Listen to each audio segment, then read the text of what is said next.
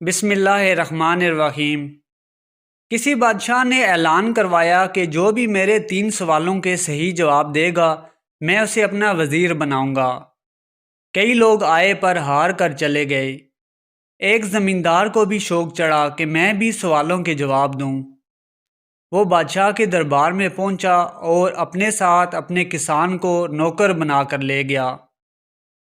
جب وہ بادشاہ کے دربار میں پہنچے تو انہیں شاہی مہمان بنا کر ٹھہرایا گیا۔ دوسرے دن حاکم نے زمیندار سے 3 سوال پوچھے۔ پیٹ کس کا اچھا، پانی کون سا اچھا، پھول کون سا اچھا؟ زمیندار نے سوچ سمجھ کر جواب دیا کہ پیٹ مچھلی کا اچھا، پانی کنویں کا اچھا اور پھول گلاب کا اچھا۔ بادشاہ کا قانون تھا کہ جو بھی ان 3 سوالوں کے غلط جواب دے گا تو اس کو قید کی سزا ملے گی، اور اس نے پھر زمیندار کو بھی قید میں ڈال دیا۔ جب کسان نے یہ بات سنی تو وہ جلدی سے دربار میں آیا۔ کسان نے کہا کہ میں بھی آپ کے سوالوں کے جواب دوں گا۔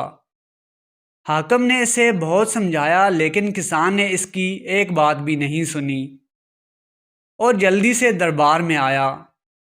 کسان نے کہا کہ میں بھی آپ کے سوال کے جواب دوں گا۔ بادشاہ نے اس سے بھی وہی سوال پوچھے کہ پیٹ کس کا اچھا، پانی کون سا اچھا، پھول کون سا اچھا؟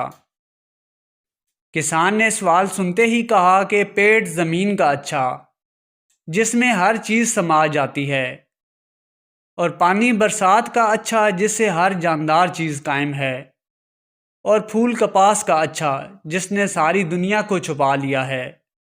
بادشاہ جواب سن کر بہت خوش ہوا اور کسان سے کہا کہ آج سے تم میرے وزیر ہو۔ مگر کسان نے کہا کہ مجھے کچھ نہیں چاہیے، کیونکہ میں جو کھیتی باڑی کرتا ہوں اس سے لوگوں کو اور جانوروں کو خوراک ملتی ہے، میں اپنا کام نہیں چھوڑ سکتا۔ البتہ یہ درخواست کروں گا کہ میرے مالک کو رہا کر دیا جائے۔ بادشاہ نے کسان کی بات مان لی اور زمیندار کو چھوڑ دیا۔ حاصل، قناعت پسند انسان کبھی لالچ نہیں کرتا، اور عقل مند آدمی ہر مشکل وقت میں اپنے ذہن کو حاضر رکھتا ہے اور عقل کا استعمال کرتا ہے۔